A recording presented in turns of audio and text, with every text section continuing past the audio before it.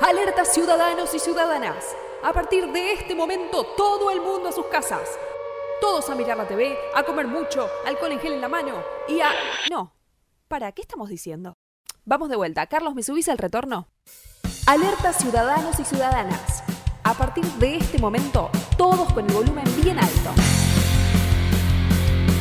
A partir de este momento, comienza BSO, Banda Sonora Original. Temporada 9. Do you really think you have a chance against us, Mr. Cowboy? Somos radio. Yeah! Somos textos. Who's got my goddamn cigarette? Somos experiencias.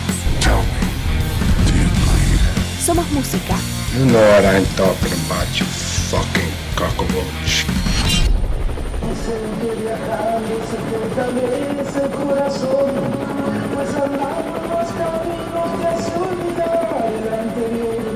Somos BSO, Banda Sonora Original. Siempre por www.bsoradio.com.ar. Frankly, my dear, I don't give a damn. BSO. Una plaga que combate otras plagas. Keep the change, you filthy animal.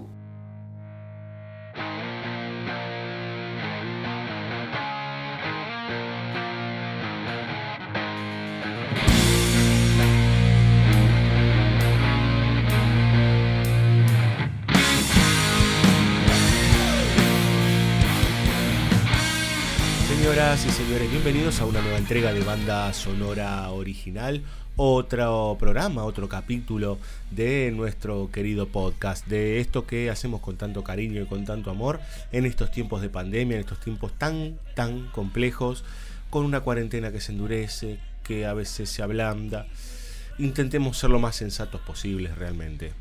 Intentemos que nuestro egoísmo no nos gane y que podamos solucionar las cosas. Estamos en un momento donde los casos han subido de coronavirus muchísimo, sobre todo acá en la ciudad de Buenos Aires, y es necesario ser un poquito más solidarios, un cachito más solidarios y cuidadosos, sobre todo por el prójimo. Más allá de esto, nosotros intentamos seguir en momentos que son más oscuros, momentos un poco más alegres, en este encierro, ¿sí? Acá en el barrio del Parque de los Patricios, donde hay mucha gente que hace actos de solidaridad muy grandes, y eso hay que decirlo, como en muchos otros barrios, inclusive los barrios emergentes. Y hoy, nos toca trabajar un tema que nos está gustando mucho y que lo estamos haciendo justamente porque se cumplen 75 años de diríamos, de los eventos más importantes de la historia de la humanidad, podríamos decir, ¿no? Para bien y para mal. Estamos hablando de la Segunda Guerra Mundial. Pero antes, algunas cuestiones que tienen que ver con lo comercial, ¿sí? Si ustedes quieren ayudarnos y darnos una mano, pueden entrar a cafecito.app/BSO Radio y ahí nos van a encontrar en el sistema de crowdfunding argentino, que por 50 pesitos nosotros somos muy felices, ¿sí? Nos donan un cafecito que vale 50 pesos y nosotros podemos seguir sosteniendo el programa. También ustedes nos pueden dejar un mensaje y contarnos cuál es su actividad, y si quieren que los mencionemos en el programa, agradecidísimos nosotros. Tenemos aproximadamente 150 plays en cada plataforma que nosotros en donde nosotros estamos, digamos, ¿no? Nos pueden encontrar en Spotify, en iBooks, en Mixcloud, también en iTunes, en Google Podcast. Bueno, estamos por todos lados, y obviamente en nuestra web bsoradio.com.ar. Pero, señoras y señores, vamos a lo que nos compete. Vamos al cine, vamos a la Segunda Guerra Mundial en el cine.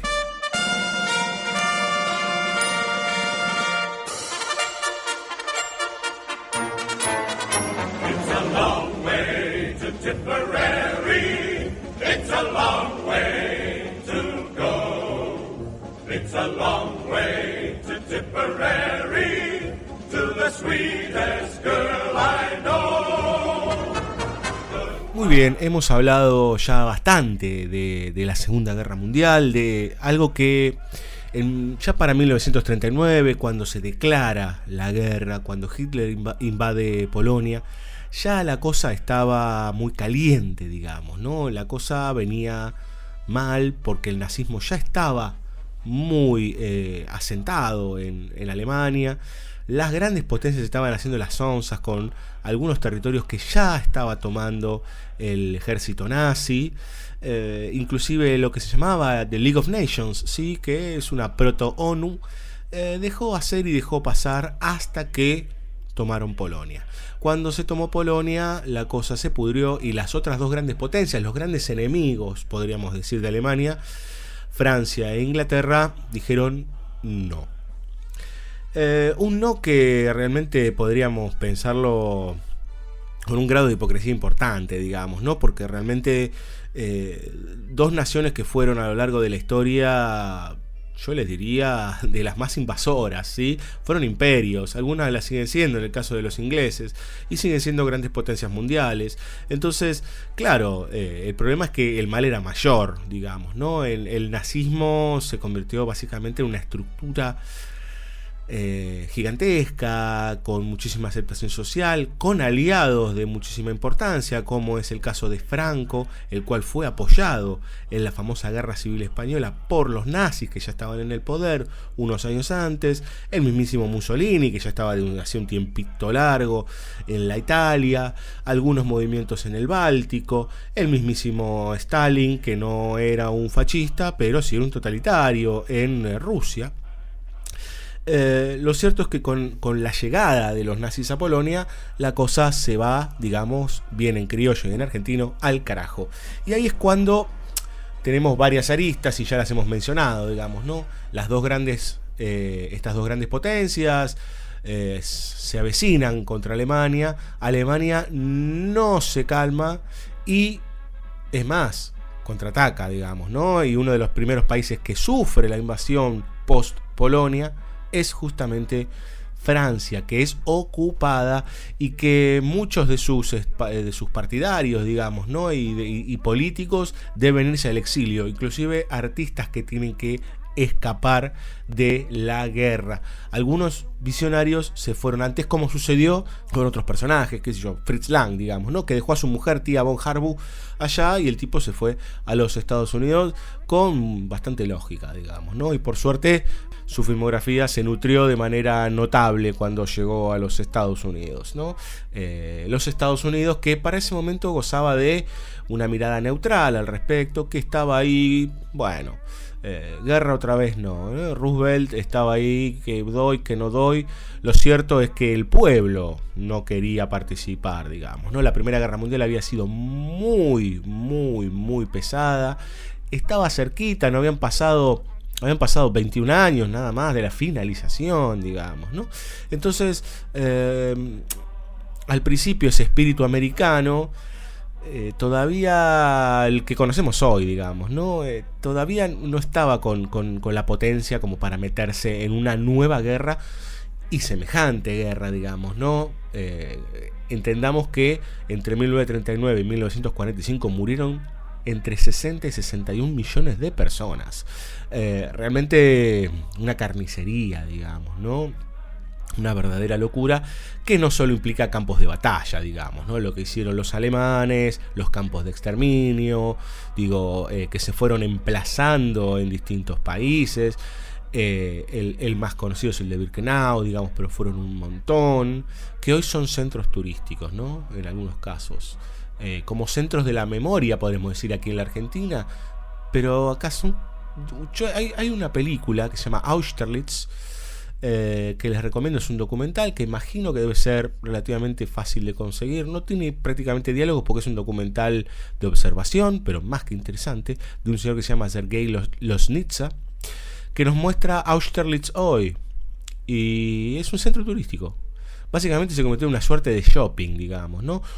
Como diría alguien que nosotros citamos muy seguido, se museificó, digamos, ¿no? La memoria quedó ahí estancada como una especie de estructura objetual, digamos, ¿no? Bueno, acá sucedieron cosas, sucedió un holocausto y se hace turismo del holocausto, ¿no? Una especie de porno miseria, una cosa bastante oscura. Volviendo un poco a la coyuntura del año 39 hasta el 45, Segunda Guerra Mundial, los Estados Unidos no participan hasta 1941, pero eso no implica que no haya tenido participación lateral, digamos, ¿no? Porque ya asumido Churchill, hay toda una cuestión, digamos, ¿no? Previa, se lo destituye al primer ministro británico porque reaccionó mal y los alemanes empezaron a bombardear. Entra Winston Churchill en acción y empiezan a recibir apoyo de los norteamericanos. Empiezan a recibir no solo material bélico, sino que apoyo de soldados. Pero, hasta 1941, con el ataque de los japoneses a la base de Pearl Harbor, los norteamericanos no se deciden, y el pueblo inclusive toma la decisión de enlistarse y salir a batallar a los nazis, digamos, ¿no? Otra vez contra los alemanes, como en 1914. ¿Qué pasa? Hoy vamos a tener dos películas otra vez, ¿no? Porque si no nos queremos hacer los Felipe Piña y no nos sale. Lo cierto es que estamos tratando de utilizar dos películas con, no digo perspectivas distintas, pero sí producciones de países distintos, ¿no?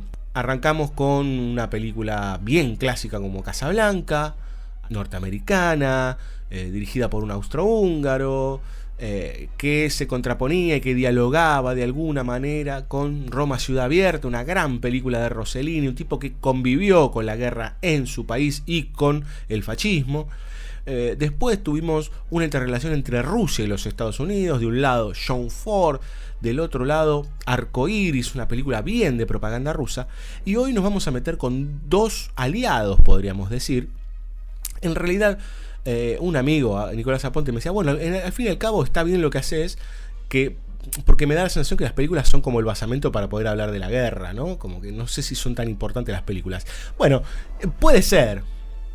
Lo cierto es que en realidad son importantes porque hay mucho material que uno no rescata, digamos, ¿no? De lo producido, porque nuestra lógica es buscar películas que se produjeron en los albores de la guerra y entre los albores de la guerra y el fin de la guerra, digamos, ¿no? En ese lapso de aproximadamente 6 años, entendiendo las lógicas de construcción audiovisual, de generación de universos, de propaganda, de mirada del mundo, de ojos y voces confrontadas, digamos, ¿no? En esta ocasión, justamente los dos países de los aliados que nombramos serán los protagonistas, ¿sí? Francia por un lado e Inglaterra por el otro. Si uno se pone a pensar en un gran exponente del cine inglés, nombra a Alfred Hitchcock, ¿no? Un británico que termina en Hollywood y que, digamos que cierra el círculo al llegar a la Meca y convertirse probablemente en el más grande director de todos los tiempos. Pero hay muchos directores más dando vueltas por ahí que a veces no se los mencionan, y un tanto injusto, digamos, ¿no? Y hoy va a ser el turno, digamos, ¿no? Porque vamos a hablar de dos directores, una dupla que se llaman Michael Powell y Emeric Pressburger, ¿sí? Hace unos años en el Bafisi se hizo una retrospectiva más que amplia, hace unos años bastante, digamos, no estaba Fernando Martín Peña, si no recuerdo mal, y toda esa retrospectiva intentó rescatar buena parte de su cine en la Segunda Guerra Mundial y en las décadas cercanas posteriores, digamos, ¿no? Probablemente la película más recordada de estos dos directores sea Las Zapatillas Rojas del 48, digamos, ¿no? Muy cerquita del final de la guerra, digamos, unos años después, pero produjeron mucho y dirigieron mucho en esos años bélicos y tan trágicos para la isla, digamos, para las islas, podríamos decir, para el Imperio Británico, ¿no? El otro día hablábamos con Fabio Villalba de cómo se fue conformando la Britania, digamos, ¿no? Cómo de repente todas las batallas medievales entre escoceses y los ingleses, que después termina determinando el Imperio Británico, porque mucho tiempo después se unen, y la Irlanda del Norte con la Irlanda del Sur, y las batallas de religiones bastante tiempo después, pero también cercano, podríamos decir, a las grandes guerras, digamos, ¿no? Pero particularmente Emeric y Pressburger tienen algo muy interesante. Vamos a hablar de una película hoy que es muy poco conocida, que se llama One of Our Aircraft is Missing, o sea, uno de nuestros aviones se ha perdido, digamos, ¿no?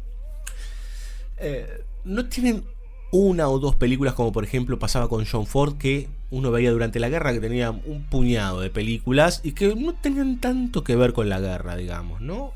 Qué sé yo, estaba por ahí dando vueltas Que Verde era mi valle en el 39, teníamos Viñas de Ira, pero recién al final de la guerra encontrábamos a Ford con, digamos, una película bélica más allá de Midway, como por ejemplo They Were Expendable, ¿no? En el caso de Powell y Pressburger tenemos material bastante nutrido durante la guerra, ¿sí? Les decíamos que Las Zapatillas Rojas es una de sus películas más famosas, como también The Small Back Room, que es una gran película. La mayoría de sus producciones fueron oscilando con las productoras norteamericanas, pero se basaban en Inglaterra, digamos, ¿no? Ellos nacieron y murieron en Inglaterra, y nos podemos encontrar con una cantidad bastante importante de películas. Por ejemplo, Los Invasores, una película bastante conocida que se llama originalmente 49th Parallel, probablemente la más conocida de ellos durante la guerra. El mismísimo Coronel Blimp, digamos, ¿no? Una película también conocida. Estas historias también de amor durante la guerra. Y un pequeño datito, digamos, ¿no? Pressburger había nacido en Hungría, pero básicamente su crianza, digamos, ¿no? O su mirada se formó en Inglaterra. Pero bueno, como les decía, buena parte de su filmografía está nutrida durante la guerra. Películas que dialogan con la guerra o ya con mucha evidencia, lo que hacen es ir al tema, digamos, no es avanzar sobre temas muy puntuales de lo bélico o del patriotismo inglés, o en su defecto de tratar de contarle a los espectadores qué pasaba con algunos grupos de soldados, inclusive generando cierta mítica, podríamos decir. Y es por eso que a este capítulo le pusimos Tras las líneas enemigas. Primero, esta va a ser muy evidente, la película One Our Aircraft is Missing, porque justamente cuenta la historia de un avión que se ha perdido en el medio de la Alemania tomada, de la Europa tomada, digamos, ¿no? Pero en la próxima película, en el próximo bloque, ya la cosa es un poquito más de corte simbólico, podríamos decir, ¿no? Esta idea de detrás de las líneas enemigas. ¿De qué trata esta película? Bueno, sencillo, se nota bien clarito que es una película casi de homenaje, ¿sí? Porque está basada en un hecho real. Se nota claramente la idea de llevar cierto ímpetu al pueblo británico, digamos, ¿no?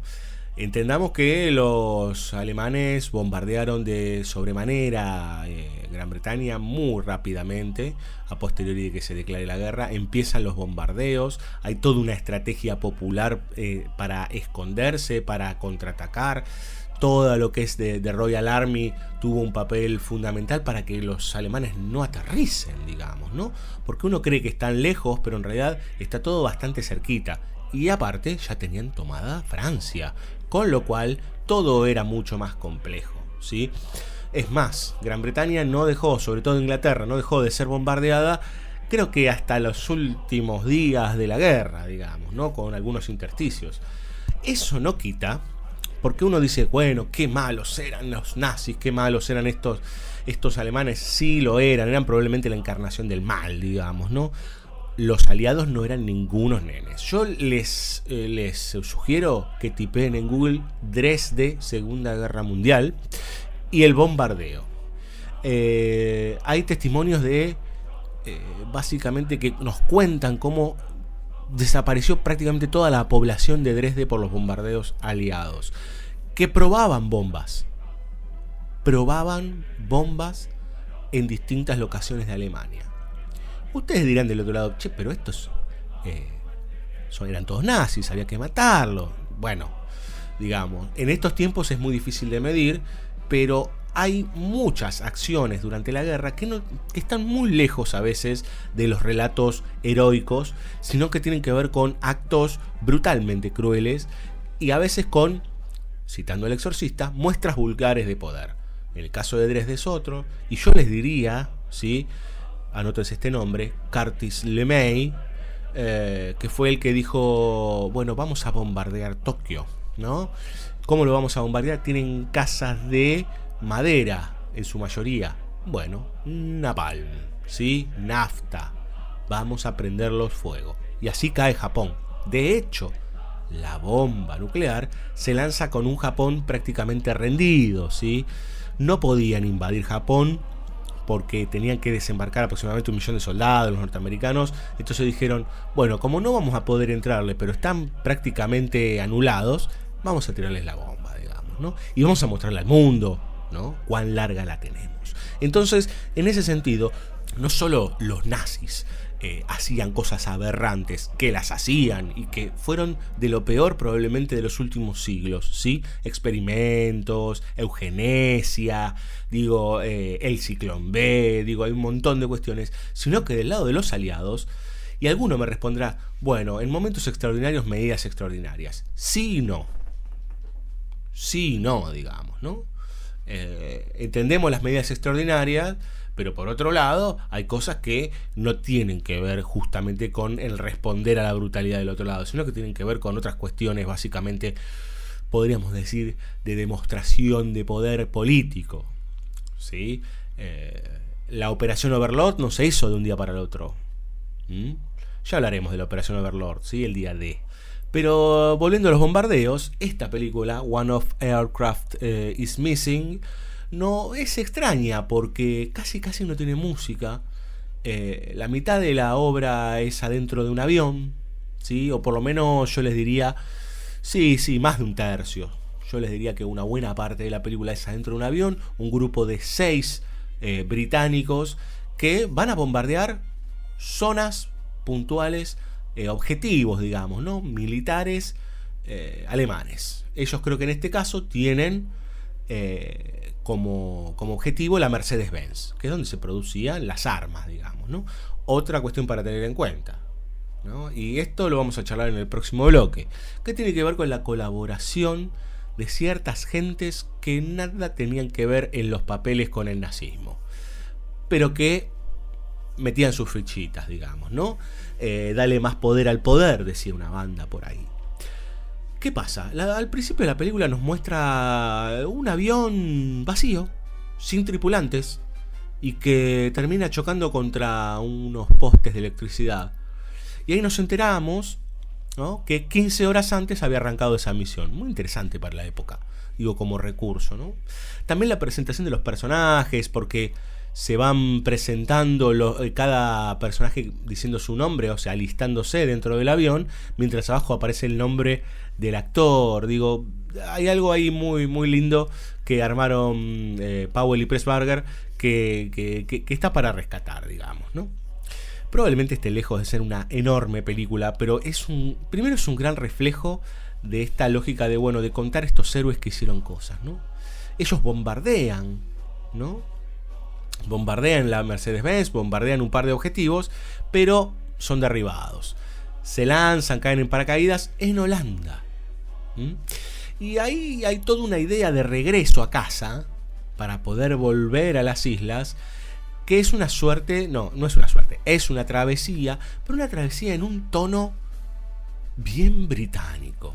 Pero no en el tono británico de Danny Boyle, sino en un tono británico gentleman, ¿no? Nunca hay demasiada exasperación, nunca hay demasiados gritos, son todos gentlemen.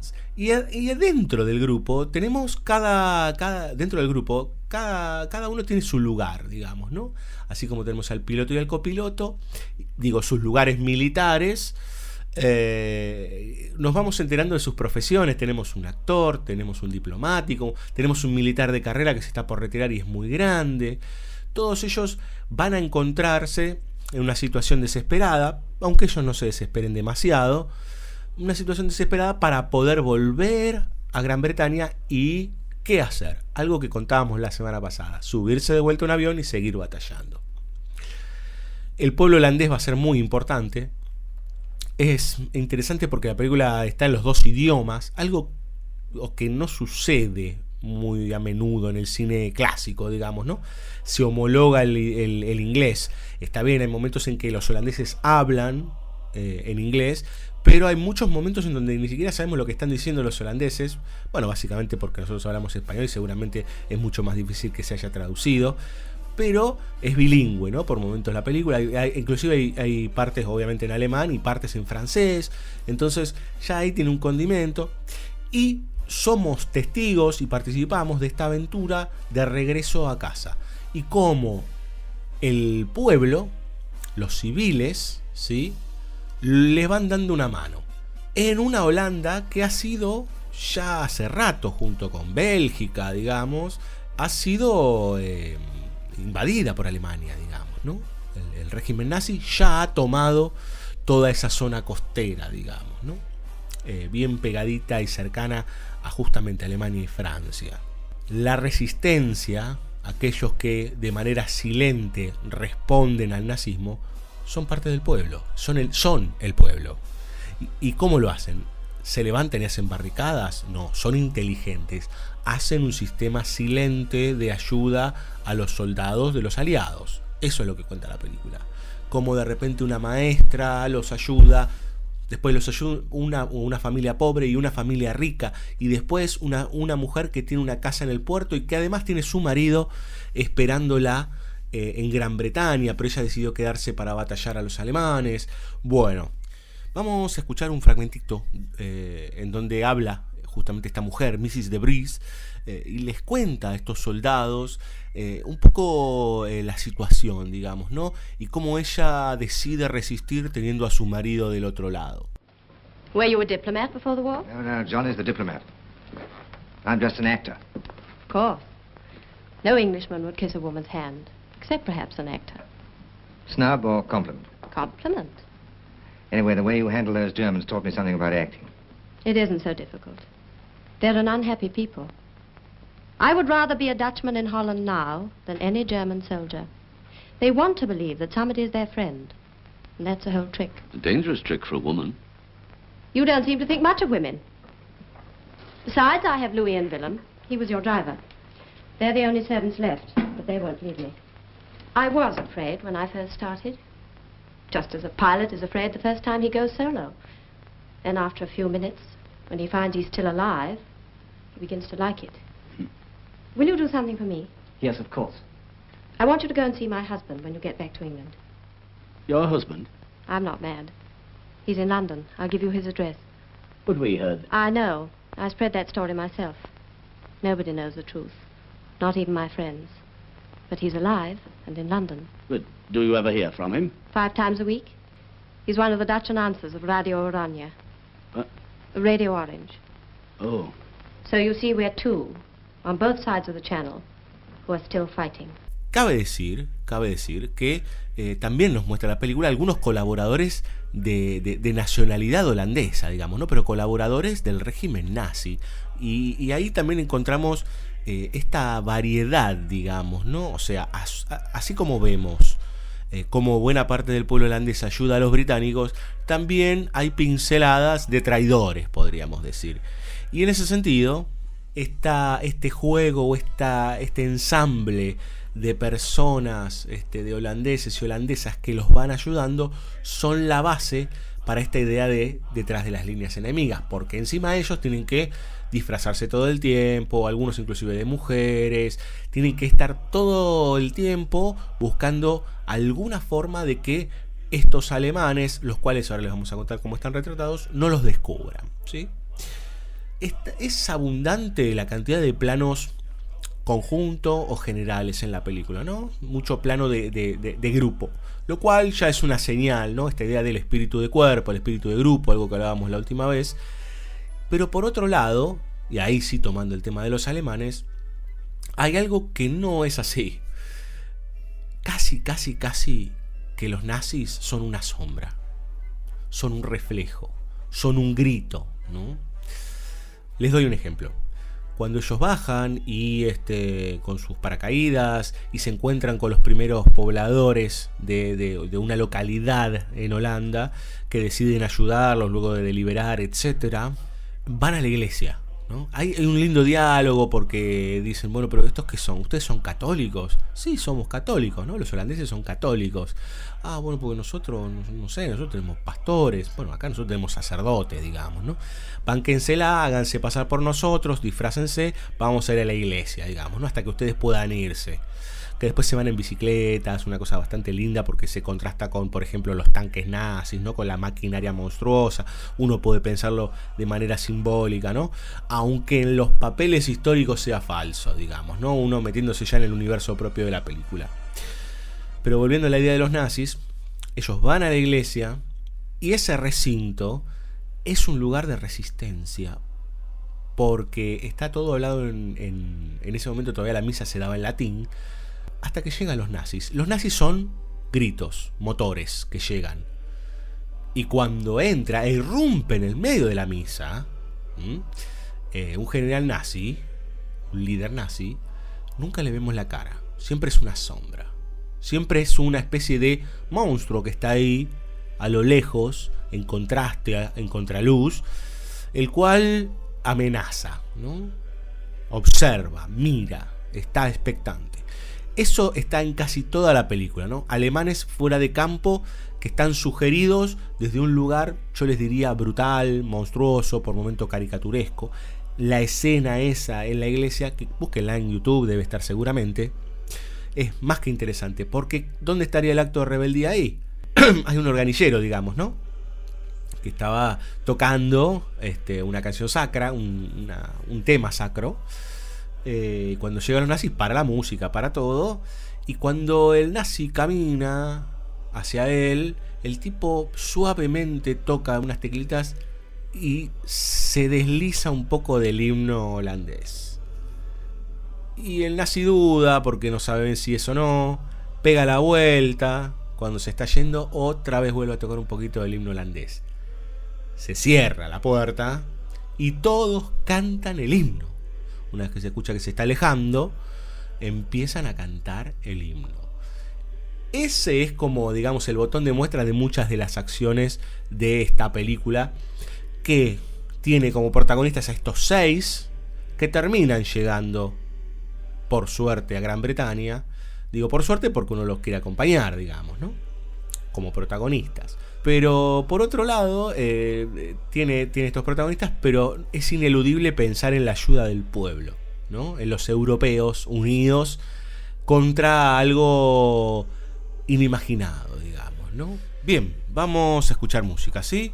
Recomendamos esta película, que en realidad está de uso libre. Creo que en The Internet Archive está, digamos, ¿no? Se puede ver sin ningún tipo de problema legal, ni de descargas, etcétera, etcétera. Los instamos a investigar un poco sobre Powell y Pressburger realmente, porque son dos tipos más que interesantes, tanto como dupla como en el caso de Powell en solitario.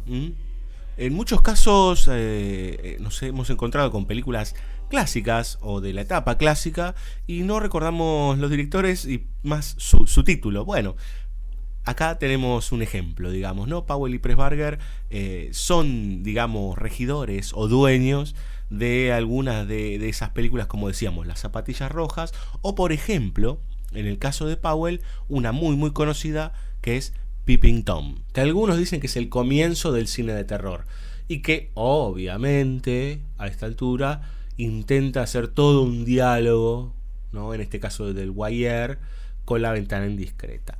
Pero les digo, realmente hay un montón de cine bélico de Powell y Pressburger que es, a ver, para entender un poco, es importante para entender un poco cómo se construye y se producía, digamos. Así como los yankees tenían el Why We Fight, así como los italianos hacían el famoso cine del Duce, digamos, ¿no?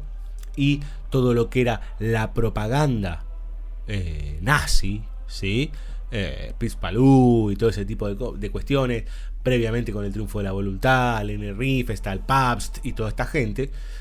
En otros lados encontramos estas ficciones que trataban de encajar, digamos, en universos autónomos de otro lado, digamos, ¿no? Pero siempre en el caso de los británicos, como bien encajaditos en su coyuntura. Vamos a escuchar música, ¿sí? No tiene música esta película, prácticamente, no, excepto alguna cancioncita por ahí, el himno holandés. Vamos a escuchar probablemente a una de las mujeres ícono en la Segunda Guerra Mundial, a Vera Lynn, que en algún momento Stanley Kubrick la utilizó para Teléfono Rojo, Volamos a Moscú, o Doctor Strangelove. Vera Lynn con una canción, digamos, ¿no? muy alusiva a esa época de la guerra, y que también fue como una especie de imagen fundamental para los soldados, y su voz recorrió muchas radios y ayudó a muchos en esas épocas aciagas. Vamos a escuchar a Vera Lynn con Be Like the Kettle. Encontramos nuevamente en esta cuarentena que se aparece mitológica e interminable, intentando proveer algunas recomendaciones, algunas apreciaciones que con suerte colaboren a hacerla más amena. Mi recomendación es uno de mis más felices hallazgos en este tiempo de aislamiento social.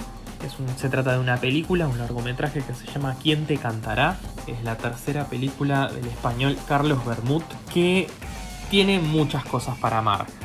Si están buscando un relato de duplicidad y fantasmas que no son fantasmas, al mejor estilo Rebecca, al mejor estilo Hitchcock, van a encontrarse recompensados por esta película. Si están buscando un melodrama bermaniano de manipulación y vínculos extraños, también van a encontrar algo para amar en esta película. Y si son fanáticos del estilo y de la estética almodovariana, especialmente pienso en esa gran película que es La piel que habito, también van a encontrar algo que se adecue a sus preferencias. Hay muchas cosas para amar en esta película y espero que la disfruten. BSO.